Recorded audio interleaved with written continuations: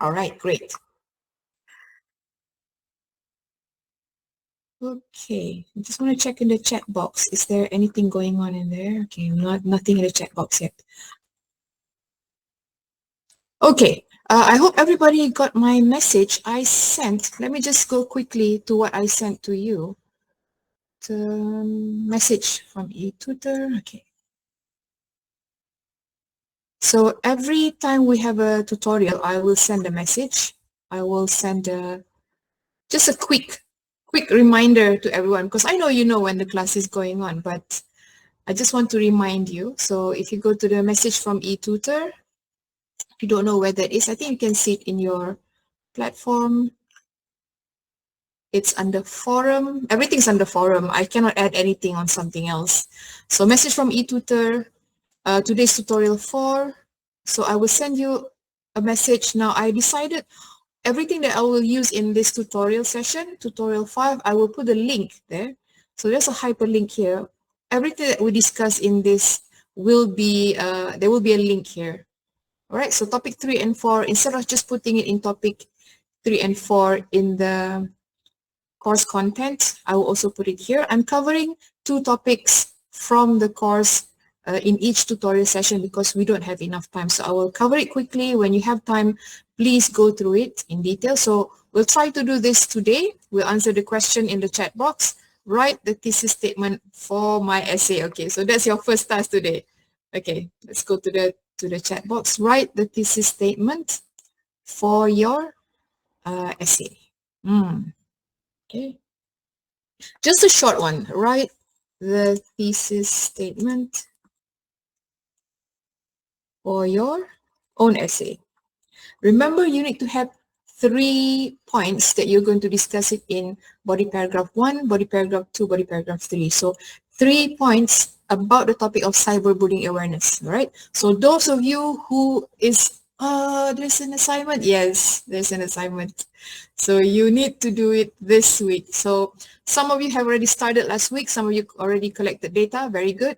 Some of you might be looking at the topic and thinking about how to go through it. That's good. Always start as soon as possible. So you should start this week. Okay, it should be last week, but start this week. So write the thesis statement for your essay. Just write it in the chat box, a short one.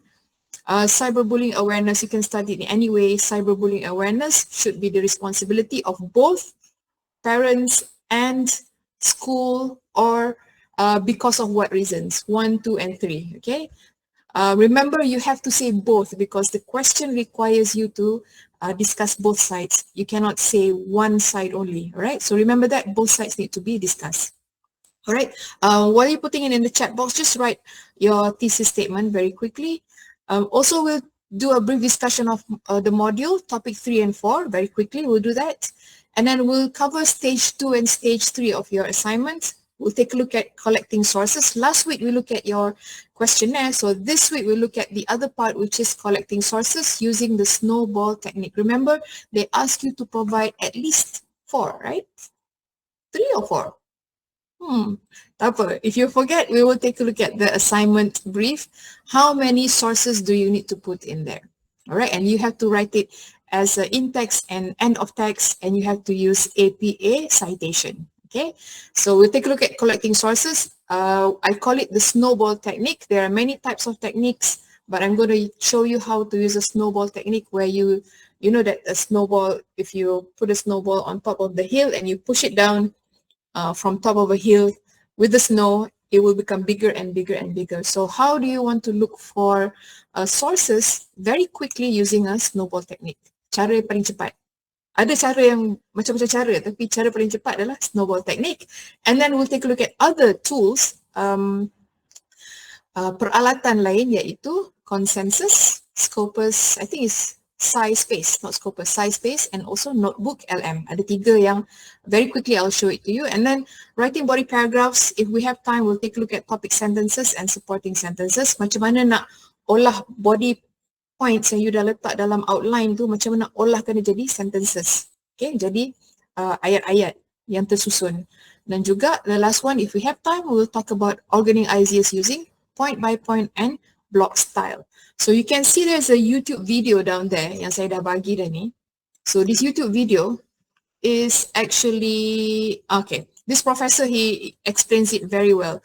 Dua cara nak olah you punya essay menggunakan strategi point by point ataupun block style. Ni kita dah bincang in the previous class dalam tutorial 3, but if you want to know in detail, this professor, he explained it very well. So dalam video ni nanti dia akan terangkan tentang menggunakan teknik point by point atau block style untuk menulis essay compare and contrast, perbandingan, persamaan dan perbezaan. Tetapi teknik ni masih boleh digunakan dalam you punya essay. So you boleh pilih point by point ataupun block style. And the last one, we'll try to find, if we have enough time, rubrics analysis. Kita tengok rubrics. Apa yang ada dalam rubrics dan macam mana you nak menjawab kehendak rubrics tu. Okay, how are you going to answer the rubric question? Oops, oh sorry. Okay, any questions so far? I think I saw one question going on. I'm just going to stop presenting here. Okay, 1 to 5, want to ask a stage 2, should I include graph there? Then the appendix need to put in the end of stage 3. Okay, kita akan tengok balik soalan. Let's take a look at the question requirement, because the question should tell you what to do and follow what the question tell you to do. Okay, let's take a look at that. I'm going to answer 1 to 5 very quickly. Okay, ini saya dah buka bahagian ni dah. So if you open your assignment brief, okay, yang ini saya punya lah, dah contoh-conteng ni saya punya lah ni. Okay, kat mana Sekejap, bagi besar sikit, kecil sangat. Let's make it 125. Okay. Dalam stage 2 kan? Okay, stage 2, collecting relevant data. We talked about collecting relevant data using questionnaire. You must have questionnaire. And then you also need to have at least three findings taken from your questionnaire and put it as supporting evidence in your essay. Okay. There's also something called, where is it? Sorry. All responses. Okay. Wan Chun Fai, you're asking about, apa Wan Chun Fai tanya tadi ya? Check balik soalan tu. Let's check the question. Stage 2, should I include graph there? Then the appendix need to put in this end of stage 3. Good question. Mana nak letak benda-benda ni? Okay. First, okay, dia kata kat sini, summarizing the results in a paragraph. So you punya summary tu dalam bentuk paragraph kena ada dalam stage 2. So mana nak letak semua dapatan-dapatan daripada 6 responden ni? Okay. Saya cadangkan you letak semua dalam stage 2. Okay. Stage 2. Sebab nanti you punya stage 3 ni, okay, you akan tulis essay kan? Ni semua pasal essay, semua pasal APA citation, semua. So, kejap ya. Dia ada cakap pasal appendix tak? Let's see appendix. No appendix. Sebab kadang-kadang last semester arahan dia lain. Di semester arahan dia lain. Jadi kita cari dulu macam mana nak hantar sebagai appendix selepas. I understand your question. Adakah you nak letak di hujung stage 2 ataupun you nak letak selepas semua stage 1 to 3? Okay. So there's no issue where you want to put it, but if you want to put your, because here you cakap questionnaire and then your summary, yeah, attach the completed questionnaire as an appendix. Okay, yang ni clear. Attach the completed questionnaire as an appendix. So masukkan you punya questionnaire ni, semua yang 6 orang yang you dah ambil ni, masukkan dalam appendix. Okay, dan semua ni record all your responses, semua all your recording of your responses need to be in a table, graph and charts. Also put it as an appendix. Okay, so senang kalau hidup you nak senang, you buat satu label kat bawah tu, habis semua part 1, stage 1, 2 and 3. Just put one appendix at the end. Dah habis semua, when you done everything, just put appendix and put everything in there. I would call it a document dump. Not document dump lah, you label lah. A questionnaire, lepas tu tables and graphs, okay? So the best thing is for you to put it in appendix supaya dia tak bersepah-sepah. Tapi sekiranya you dah susun, just in case you say, Doctor, I already susun dah letak after stage 2, and then stage 3 is my complete essay, don't worry, that's fine as well. As long as you have it somewhere there. Kalau you letak semua dalam stage 2, you dah susun, that's okay, that's fine. Atau kalau you nak letak semua, habis semua stage 1, 2, 3 and then you letak satu specific part yang tulis appendix, pun boleh. No issues. As long as it's there. Kalau tak ada, problematic, okay? So you don't want to be problematic, make sure that you have included it. Okay, masukkan je dalam tu. Alright? I think that's all. After stage 3, boleh. So letak 1 to 5, just put the appendix and put everything down there. So organize it systematically and label everything, okay? So if you have your questionnaires, findings on questionnaires, tables and graphs and everything, make sure it's all labeled. Semua dah dilabelkan dengan systematic, okay? Alright, good job. Okay, so next, nak bagi contoh lah. I just want to give you an example. If you're using, ini banyak sangat benda nak buat hari ni. If you're using, tu table lain, kejap ya. Cyberbullying awareness, entire screen, window, ada window lain kat sini. Let me just change that window quickly. Questionnaire. Okay.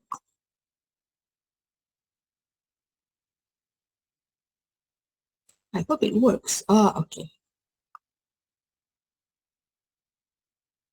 Okay, good. Saya kadang-kadang confuse dua screen pandang kiri kanan. Okay, so I just want to show you very quickly. Ini contoh. This is my example, ya. So kalau you dah buat you punya survey tu, you dah take it from the questionnaire, the one that's for your assignment. Ini contoh ya. This is my business survey ni zaman-zaman dulu, zaman saya suka buat business sabun ni. I have a soap business previously when I was living in Canada. So I made a quick business survey using a Google form. So saya dah letak semua responses kat sini, soalan semua, jawapan dia semua. Alah, sekejap je, 5 minit je dia masuk kan. Question tu dah siap.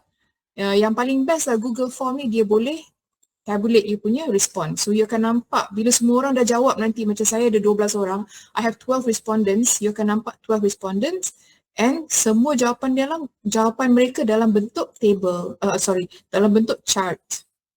Okay, so you boleh ubah chart you ni. Tukarlah nak chart macam mana kan. Macam saya ada yang, kalau saya nak nampak percentage, saya akan buat dalam bentuk pie chart. Kalau saya nak nampak mana yang paling tinggi, mana paling rendah, you buat dalam bentuk bar graph. So you choose, okay, when you want to present the information. Of course, when you have question that is open-ended, you akan nampak semua jawapan tu tersenarai sebagai list senarai kat sini. Okay, so itu dia kelebihan Google Forms. And then dalam ni juga, kalau you tekan apa sekejap. Kalau you tekan ni, atasnya tulis itu view in sheets. Dia akan, when you click on it, it will open a table. Okay, so table ni pun boleh guna. So kalau nak nampak macam you banyak buat kerja kan, you print lah semua ni. PDF kan dia, masukkan dalam you punya appendix. So you ada questionnaire, kan? You ada questionnaire tadi, questionnaire kosong and then questionnaire yang dah berjawab. Ni questionnaire yang dah berjawab lah. Ini sebenarnya questionnaire berjawab dalam sheets ni. Ini yang dah berjawab.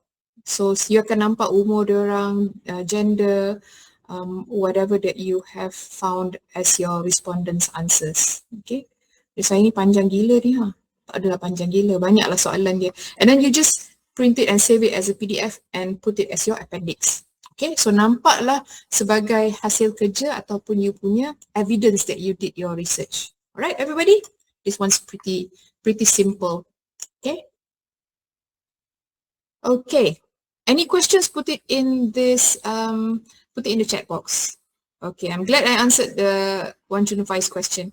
Okay, tadi tu contoh ya. Contoh je, jangan dia kata kejut. Kenapa kena jawab soalan pasal sabun? Tak ada. Itu contoh saya punya.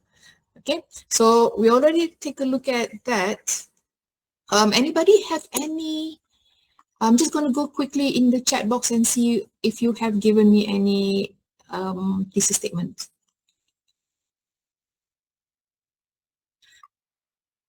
Okay, 125, you have a question earlier, sorry.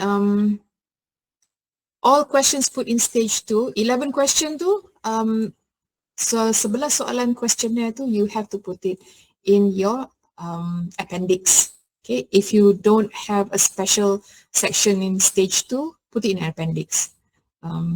Appendix ni kelebihan dia adalah dia menjadi bahan lampiran. Bahasa Melayu dia lampiran.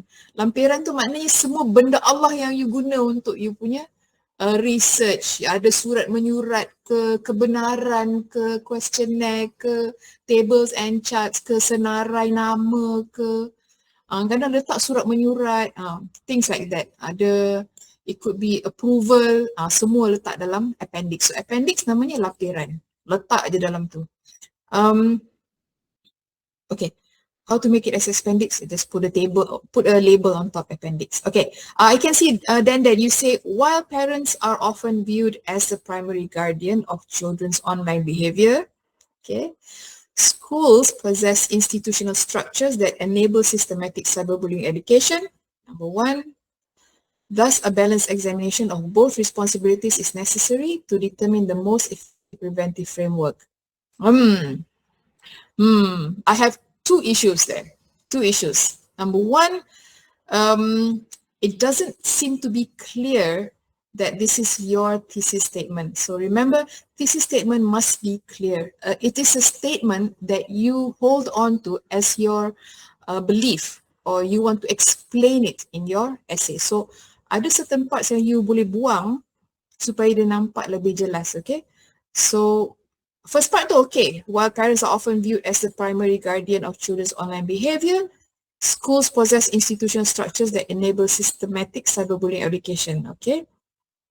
So instead of putting thus, maybe you can put therefore, ubah sikit 1-2 perkataan, therefore both parties or both institution and parental role is needed for 1, 2, 3. Contoh lah contoh. So ubah sikit aja, then you already have some sort of a thesis statement yang jelas. So remember, you nak mengatakan bahawa kedua-dua pihak memainkan peranan dari segi apa?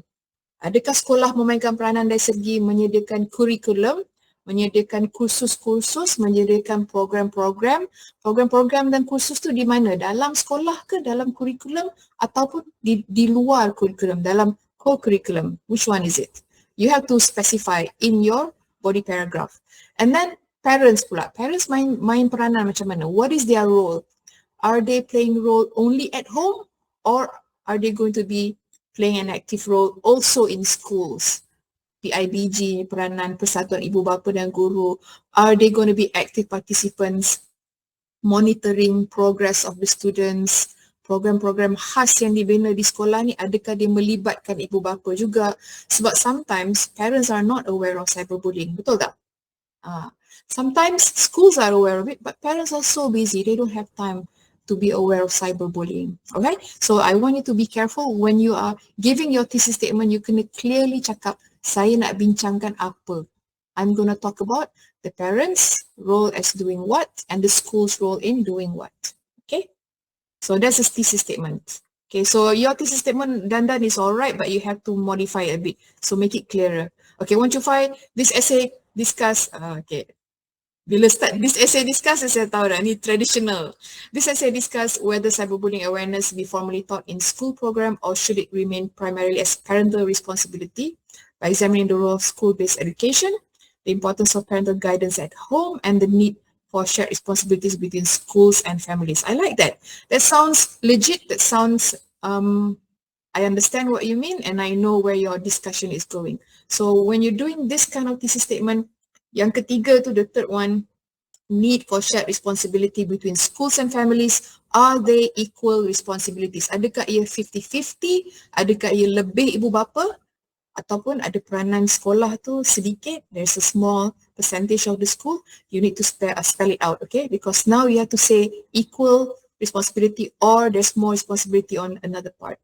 This can consider 3 points already. Yes, I can see 3 points there, but you have to list out clearly what are the explanation for each point, okay? Got it? Okay, I'm gonna, if you have any more thesis statement, longgok aja dalam you punya, in the chat box, I'll come back to it, okay? Okay, saya sebenarnya nak cakap pasal topik 3 and 4 ni sebab topik 3 and 4 ni important juga ni. It's kind of important because topic 3 and 4 contains something called the essay type and the arguments. Argument tu ada sesuatu yang dipanggil sebagai logical fallacy.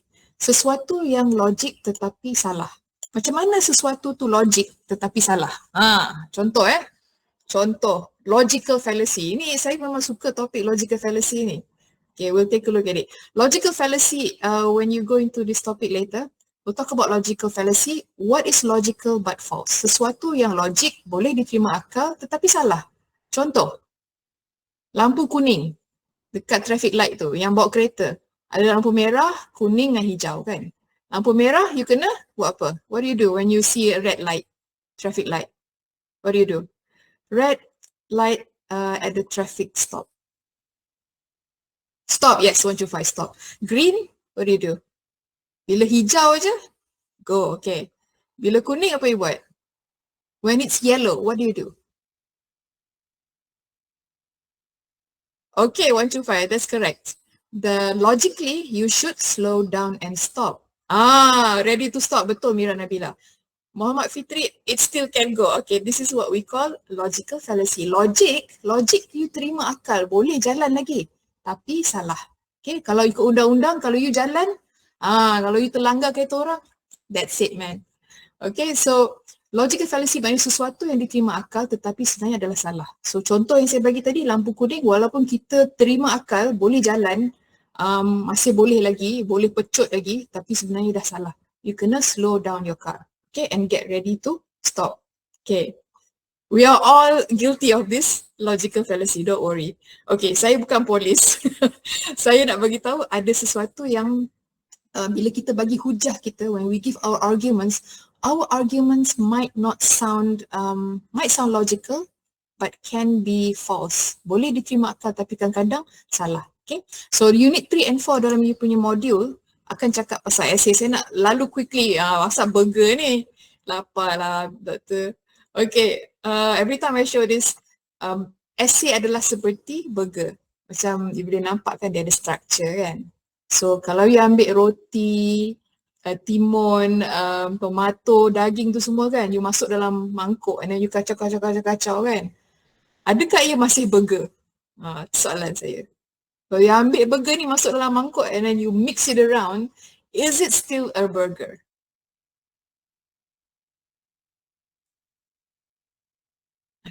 Ni logical fallacy ni soalan ke tak?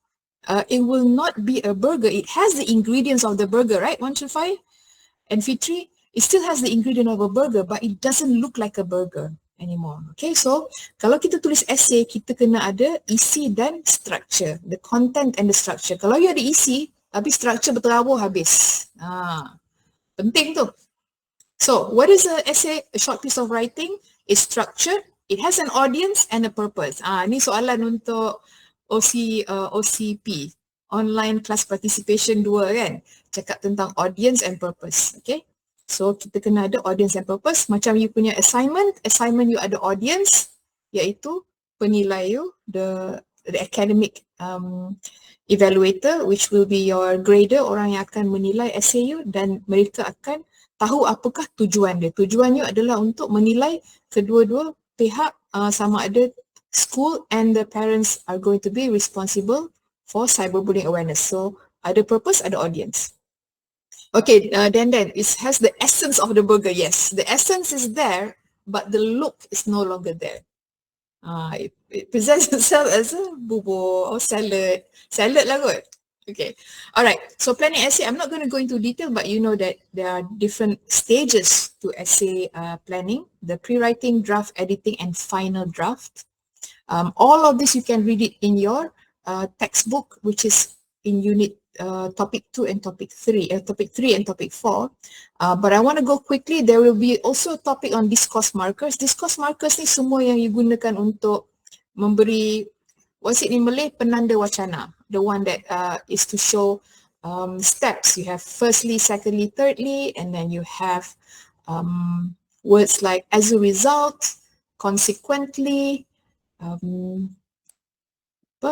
all those words that you show signposts. You want to show something that's opposite, you can say on the other hand. All these words are called discourse markers. These are all in topic 3, okay? There are different types of essay. I'm going to go quickly also. There's explanation essay, different types of explanation essay. I advise you to take a look at it. Pernah ada keluar soalan ni dalam soalan final exam. Dia akan tanya, temporal sequential ni jenis essay apa? Okay, so be careful with that. Argumentation essay, when you argue something, you have a stand. You mesti bagi you punya stand. You kena berdiri pada satu pihak. You tak boleh atas pagar. You have to say your stand. So argumentation essay. Discussion essay is actually what we are doing for our assignment. We are discussing both sides of an issue. Okay, and then we let the readers decide for themselves. Alright, there are different types of evidence. There's only, I think, 2 types of evidence, primary and secondary. So primary maknanya sesuatu yang sumber utama, okay, and secondary is something that has been interpreted. Of course, the best is your primary source. Primary source, one example is primary source. If you record a video and you upload it to TikTok or you upload it to your social media or anywhere, that video is your primary source, sumber utama. And then somebody else take your video, lepas tu dia, apa dia panggil? Apa dalam TikTok dia panggil dia comment? No, they don't comment in TikTok. They take someone else's video and then dia macam letak muka dia kecil kat situ and then dia macam komen kat situ apa? Stitch.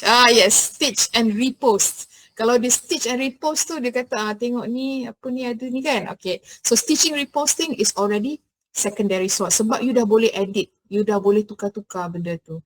So primary source, the original video or the original source, and then secondary source you already modified or you already done something to it, dah edit, dah letak muka you, dah letak comment. Okay? So of course the best one is your primary source. Okay? Alright, so primary source, secondary source. Evidence can be in the form of all of these are evidence. Facts, statistics, quotes, expert opinion, anecdotes. Anecdotes ni adalah kisah-kisah. It could be somebody's vlog. Dia buat vlog, dia jadikan kisah hidup dia. Itu pun boleh dijadikan evidence. Examples, charts and diagrams. Okay, ni dia. Ni topik favorite saya, logical fallacy. Apa itu logical fallacy? When you try to persuade others to agree with you using a bad piece of reasoning or evidence to support your claim. You gunakan reasoning ataupun you punya hujah-hujah you, hujah yang seolah-olah tak kukuh lah. Tapi you masih nak gunakan. Contoh macam tadi, lampu kuning jangan jalan. Silalah beransur-ansur berhenti. Okay, in the book or in your module ada around 8 or 10, dalam lebih kurang 8 atau 10 jenis logical fallacy, tapi yang saya nak fokus ni ada beberapa yang popular lah. So katalah dalam final exam nanti dia kata pilihlah salah satu, which one is a form of logical fallacy. You dah tahu satu. Hasty generalization is when you make assumption about an entire group based on a small sample. Berdasarkan satu sampel kecil, kita buat kita punya andaian. Itu namanya stereotype. For example, my child is naughty and my sister's child is naughty. All children are naughty, and that's not fair, right? You have an experience with a lady driver. This woman, she drive like a crazy woman, crazy driver. Okay, jangan terasa saya bukan nak kata perempuan very bad drivers. I'm trying to say that sometimes you have an experience, one experience, and then you make generalization that all women are crazy drivers. No, not all women, maybe some, maybe a small percentage, because women, if you take a look at a lot of research, they found that actually women are very careful drivers.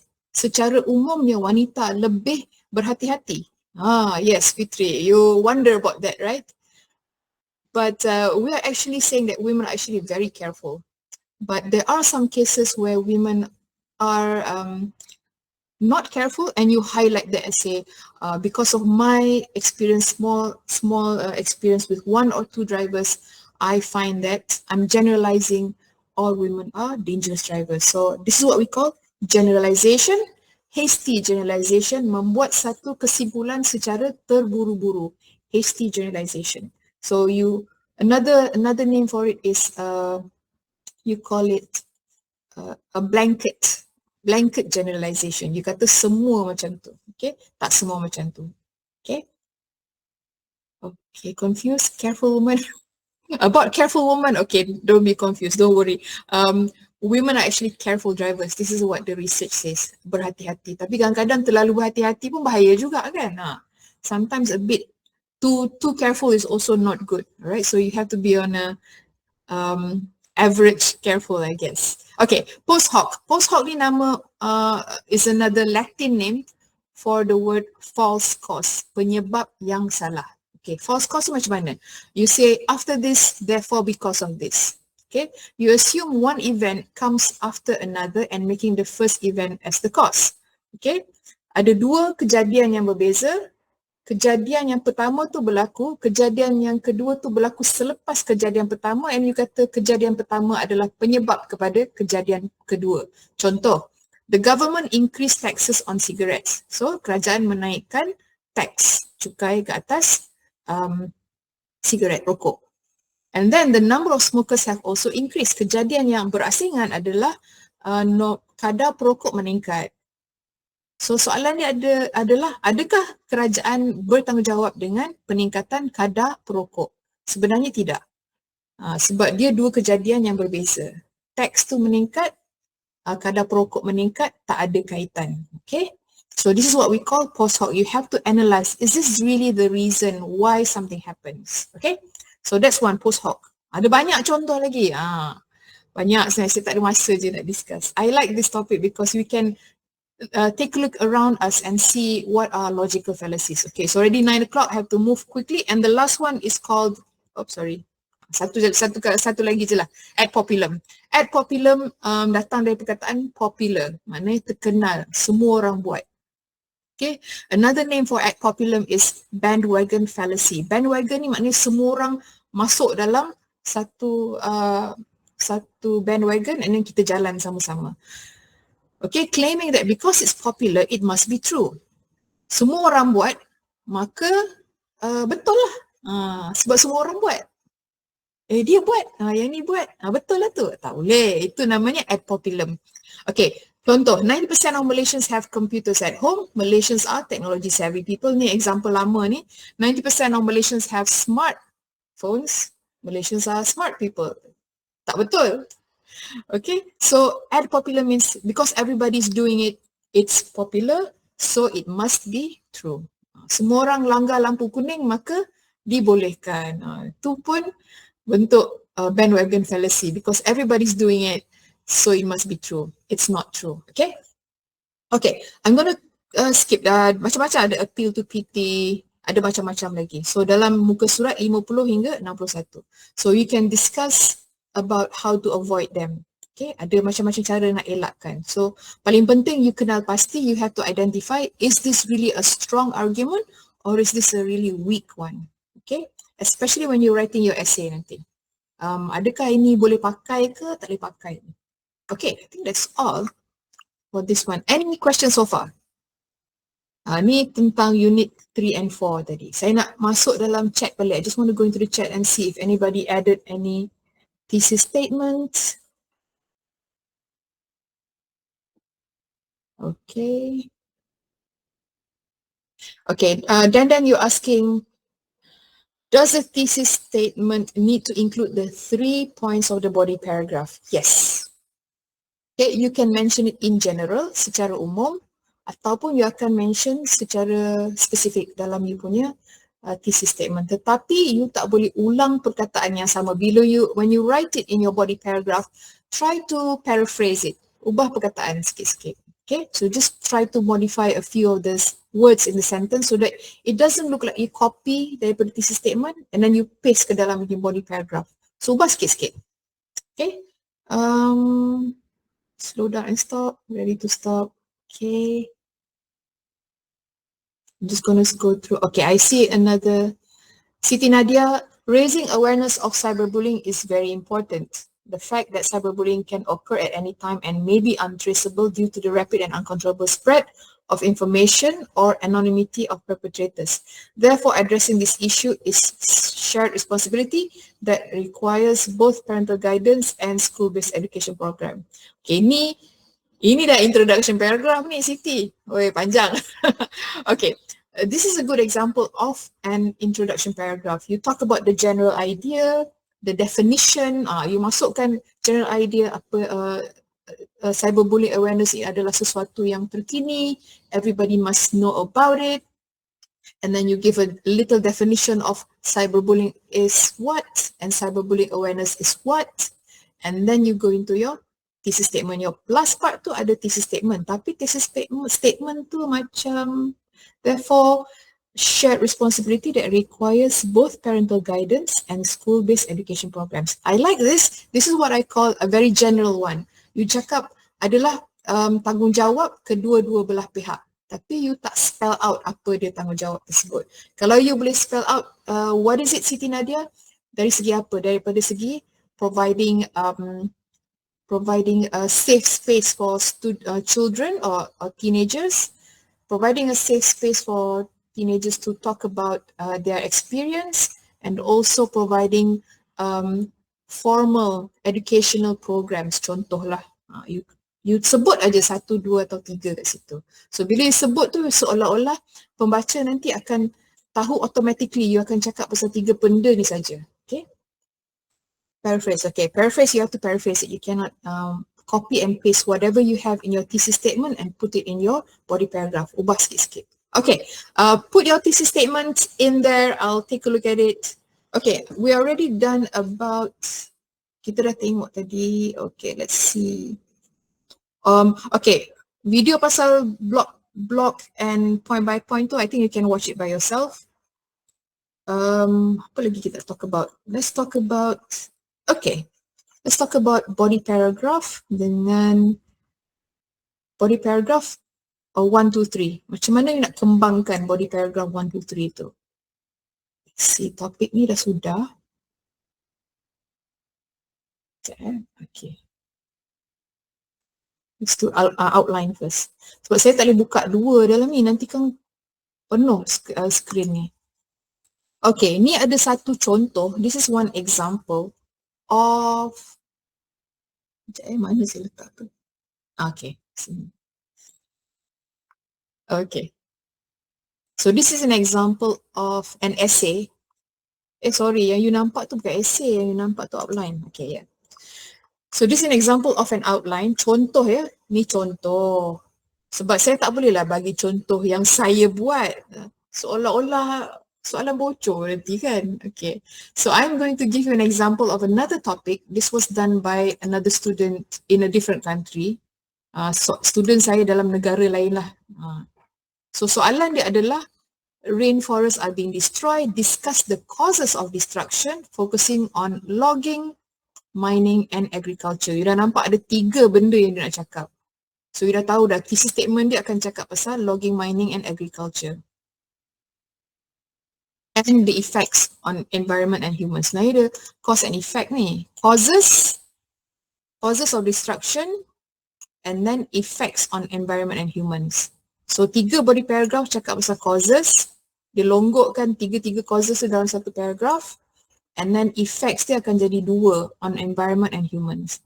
So kalau you tengok thesis dia punya outline, dalam outline dia akan cakap macam ni. Dia akan buat bullet points. Okay. So nanti you punya outline buat macam bullet points ni. Ada general statement secara umum. Ceritalah secara umum. Isu ini adalah isu yang semakin parah di dalam negara, di luar negara. Menjadi controversial topic. Okay, masukkanlah sikit-sikit background of the topic. So if you want to talk about the background of the topic of cyberbullying, katalah cyberbullying was detected happening around 10 years ago. It happened a lot in countries where there's a lot of children who are using video games, for example. Ceritalah sikit, carilah fakta tu, background sikit. Yang ni dia cerita pasal background, dia ada percentage, dia ada numbers, how much money was spent on this deforestation, and then make sure you put your citation. So ni citation dalam biru ni kejap. Kejap ya.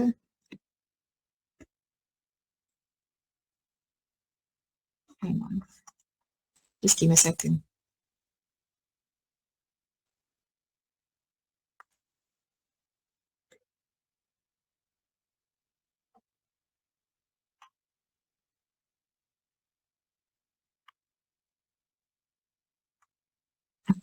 Kejap ya. I don't know what happened just now. Let me get out of here because saya ada banyak sangat. Okay, here. Okay, saya tak naklah guna yang tu. I'll do use this one. So you ada background, cerita sikit pasal background of the topic, ceritalah sikit pasal background cyberbullying, you get numbers, percentage, what happened.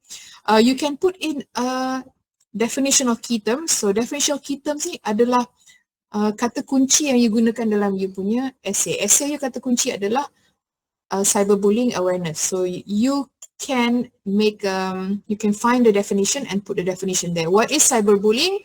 What is cyberbullying awareness? Contohnya.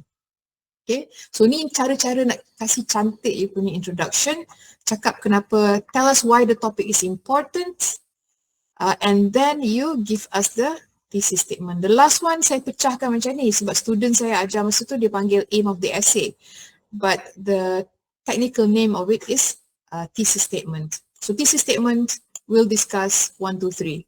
Buat macam ni, dot, senang, jelas. Okay, and then your main body paragraph. So dia when you break out your body paragraphs, label it as main body paragraph 1, and then main body paragraph 2 in your outline, and then main body paragraph 3. Okay, so in your main body paragraph 1, 2, 3, structure dia sama je. Okay, you need to tell us the topic sentence. The topic sentence ni something that you derive from your thesis statement. Contohnya ni kata causes of rainforest destruction ni kan. Okay. Here, causes of rainforest destruction, number 1. Okay, and then this is your topic sentence, and then you give your supporting sentences and explanation. Semua ni adalah explanation and supporting sentences. Okay, so dalam ni, dalam outline, jangan buat sentences. Please do not write long sentences. Sebab saya tahu some of you dah siap tulis dah kan. You all ni memang expert dah siap tulis dah. Just pecah-pecah, tak boleh. You kena ringkaskan dalam bentuk nota. You have to simplify in a note form for your outline. Okay, so body paragraph 1, structure dia sama, mesti ada topic sentence, main body paragraph 2 bersama topic sentence, and then all your points in bullet point. Kalau boleh bullet point, kalau nak letak 1, 2, 3 pun boleh. Tapi kalau you tengok tak ada ayat-ayat panjang, there's no long sentences, they are just ada dash, ada arrow, macam tu. Okay, main body paragraph 3 pun sama.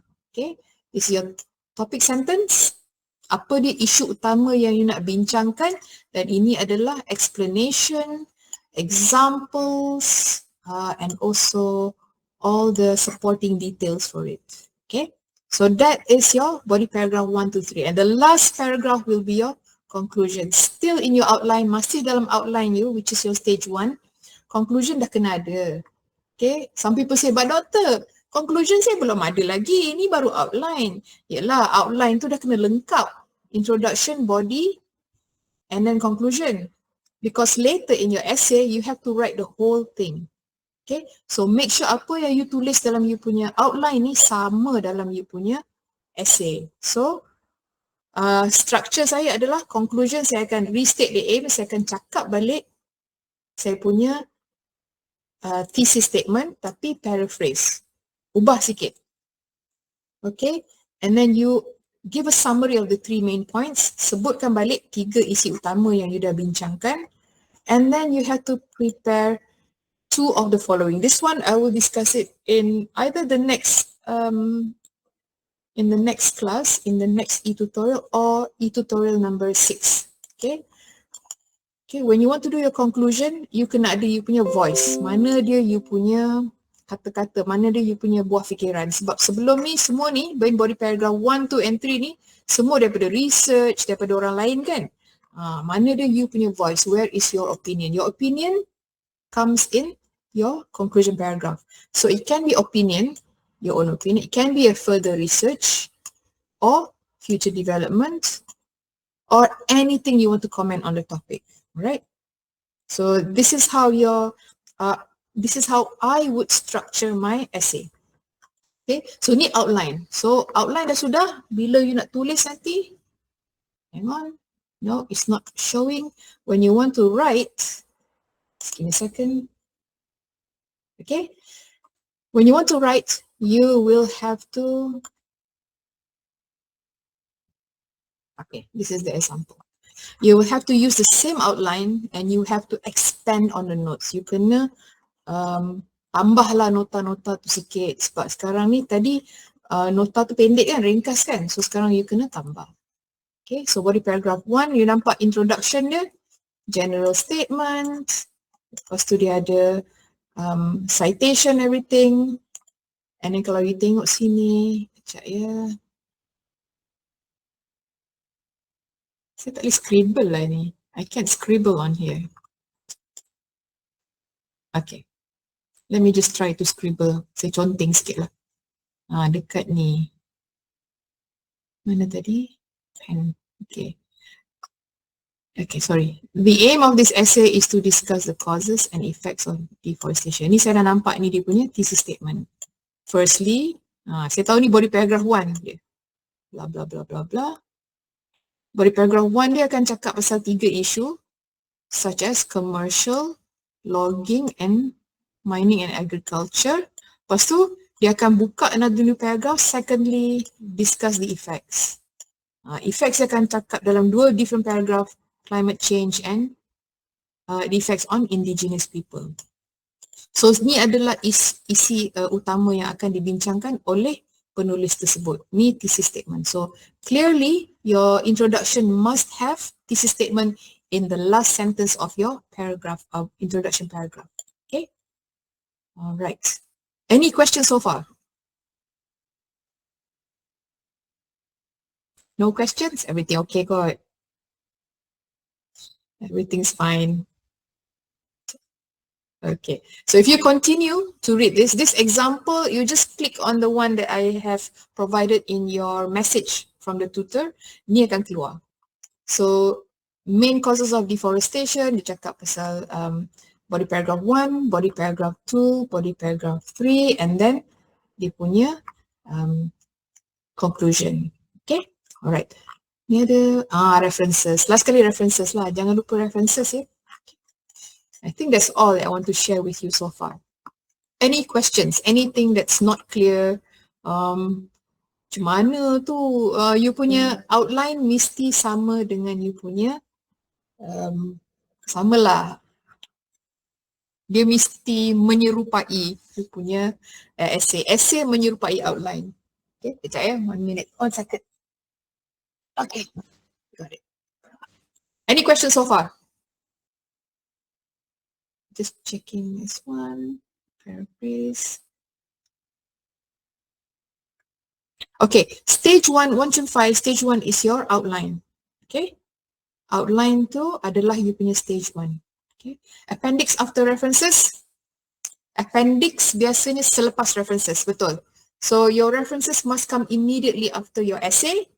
Ada references, because references is all the materials or all the sources that you use for your essay, and then your appendix lampiran. Okay. Just now the slide that you show is stage 1. Yes, the slide that I show is an example of stage 1. So for your stage 1, kejap ya, let me share you. You punya assignment brief. Okay, tengok you punya assignment brief. Dalam your assignment brief, the same one ni, sebab di sini saya dah conteng-conteng kan. So the same one in your assignment brief, if you scroll down, sebelum rubric kot. Before rubric. Okay, in your assignment, okay, assignment brief ada tunjuk sample outline format ni kan. Gunalah sample outline format ni, sama je. Same thing. Kalau nak guna yang lain, if you want to use a different one, make sure that you have included all the things like introduction, body paragraph 1, 2, 3, and then conclusion.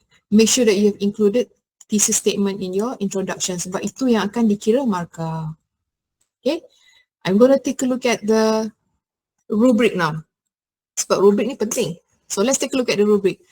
Because in the rubric, it tells you what they will evaluate, and you can make sure that you have included everything in your rubric.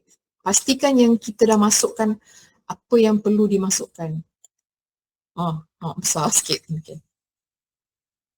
Okay, so in your rubric, if you just scroll down from your assignment brief, it will show you the rubric. Rubric ni sangat berguna untuk kita tahu apa dia requirement dalam setiap stage. So stage 1, hari tu 1.5, I think you mentioned it. Sikitnya markah, ya, memang sikit. Tapi dia nak you buat juga, okay? So essay outline format, so you kena gunakan format yang betul. So janganlah buat essay tu you pergi longgok balik. It has to have a format, pecah-pecahkan, introduction, body paragraph 1, 2, 3, conclusion. Mesti dipecahkan. And then mesti ada clear thesis statement. Berapa markah dia bagi tu? 4, 1 je markah, tak apa. Kena ada, okay? Make sure you have the thesis statement. Evidence recorded. Ni already in stage 2. So stage 2, dia nak tunjuk, dia nak you tunjukkan you punya data collection. Okay? Make sure that you have fulfill all the requirements of the task. You ada table, ada graph, charts, all 6 surveys are attached. Jangan risau kalau you kata, doktor ni kena letak dalam stage 2. Tak apa. Letak dalam appendix pun tak apa. Don't worry. As long as you label it clearly. Okay, so dia nak tengok ada evidence tu. Okay, and then summarizing results, make sure that you have put one short paragraph. Short paragraph tu dalam lebih kurang 200 to 300 words. 200 patah perkataan tu dah cukup dah untuk you summarizekan apa yang you dapat dalam you punya data collection. 200, 250, maximum 300. Jangan tulis panjang sangat sebab dia bukan essay. Ini adalah summary of whatever that you found in your data collection in your questionnaire. Okay, so summary of the results. So ada markah ya di situ, 4 markah. Okay, that's your stage 2. Stage 3, stage 3 is already your fully developed essay. Banyak sikit markah, 25 markah. Dia akan tengok structure you. Introduction ni tulis macam mana. Okay. Boleh klik ke ni? Okay, tak tahu ada klik. Tak. Nothing to do. Okay. The introduction very clearly states the thesis statement and previews the structure of the paper. Mesti jelas menerangkan thesis statement. Content ni content paragraph, body paragraph 1 ni. Support school-based cyberbullying education. And then body paragraph 2, support parental responsibility. Okay. Make sure that you have examples in the Malaysian context. Ada Malaysian context, ada international context. So ada cerita yang international, ada cerita yang Malaysian.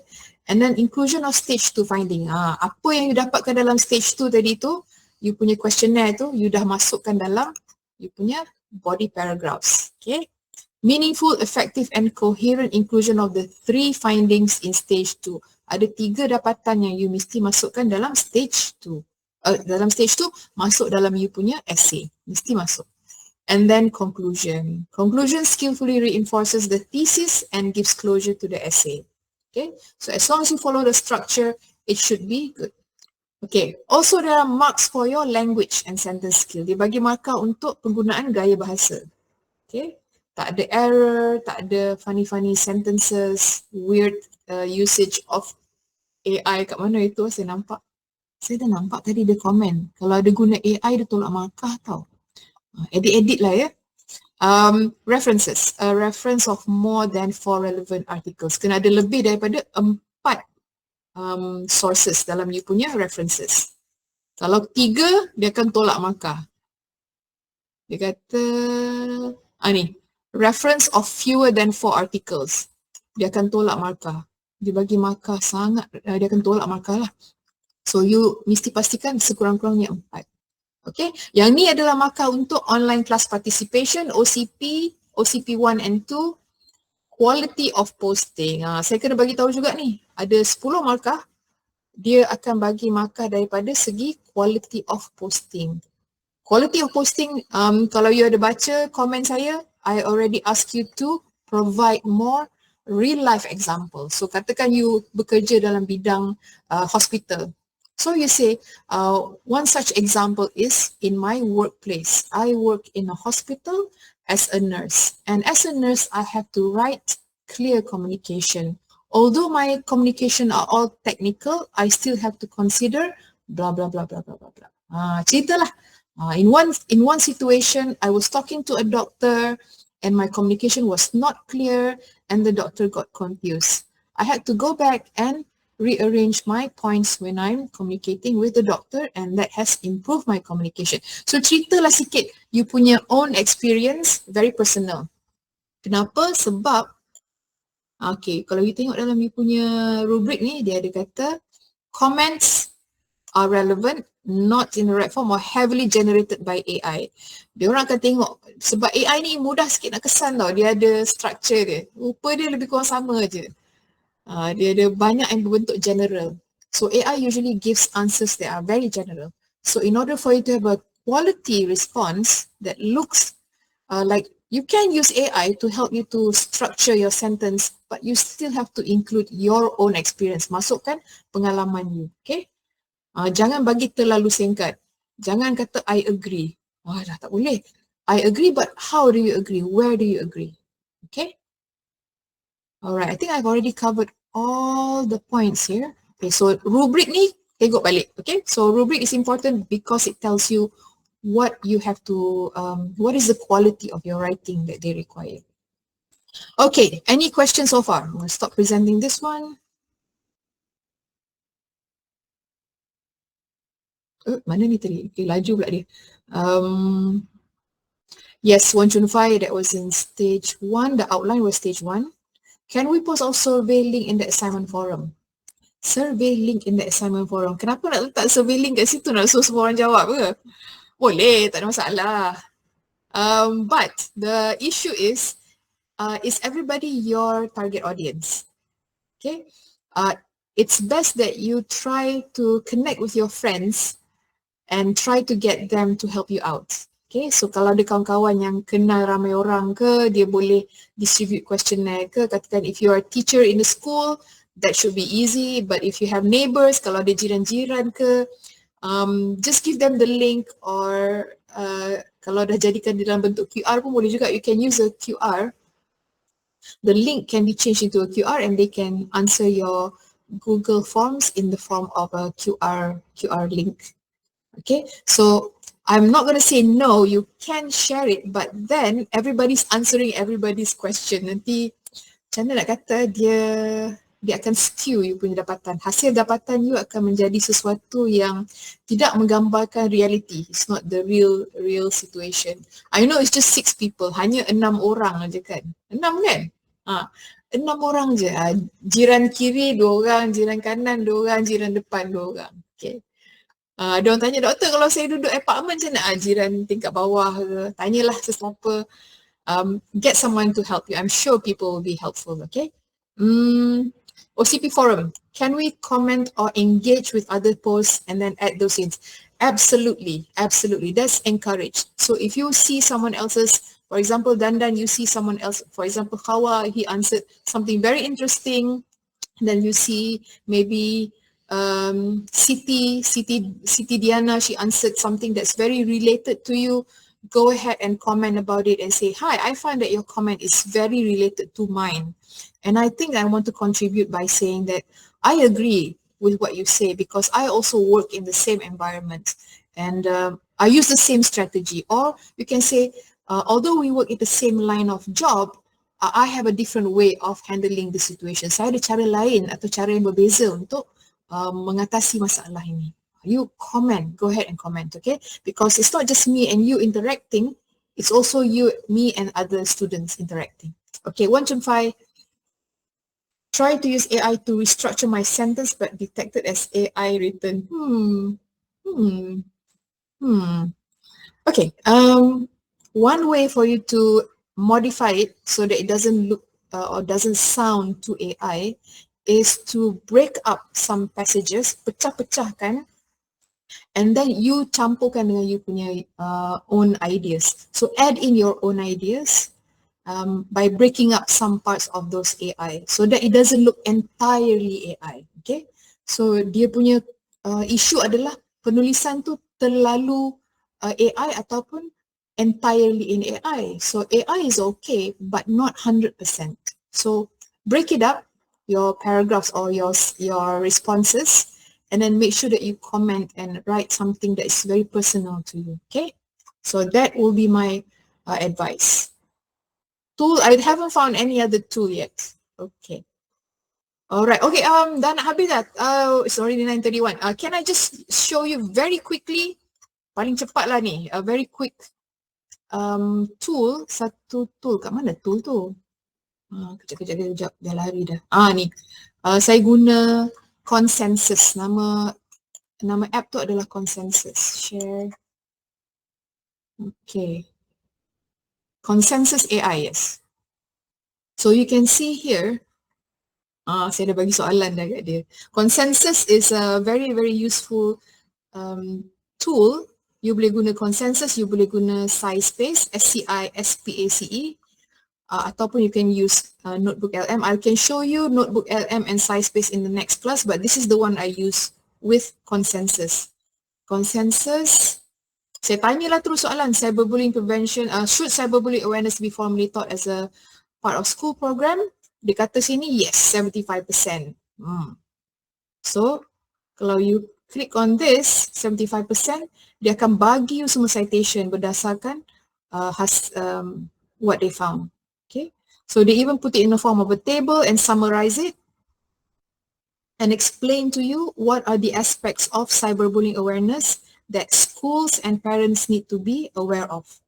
Why parents need to contribute. They give you a list, senarai dia dalam 15. Okay. About 20 sources kat sini. You buka lah sources ni, you boleh baca kalau you nak baca, tak nak baca pun tak apa. But they give you the source immediately here. Okay. Ni semua sources dia. So ni yang saya gunakan sekarang. This is the one that I'm using right now. Consensus. Any questions so far? Anything that you need, any help? So if you have any questions, if you have any issues, and you want to, yeah, that's one of the useful one, Consensus, C-O-N, ejaannya macam mana? Consensus. S-E-N. S-E-N. I'm writing in the chat box, S-U-S, Consensus. Consensus, okay. Alright, so go ahead and try this tool. I really like this one, Consensus. Another one is Notebook LM. Dua-dua pun sangat powerful, dua-dua pun sangat useful. Alright, so I'm going to end the session here. Thank you so much for coming to the class, making the effort. And remember that the next session, we'll be doing it on Friday. Inshallah on Friday. I'm sorry I cannot do it on Thursday because of there's a lot of things going on. If Ramadan falls on that day, or even Ramadan doesn't fall, if Ramadan falls a little bit earlier, it's going to be a bit of a hectic day. So thank you so much. If you do have any question, email me and I'll be very happy to entertain you. Thank you so much, everyone. Bye. Oh, don't forget to do your OCP, all right? Okay, Shamsuddin, Shazwani, Usuina. Okay.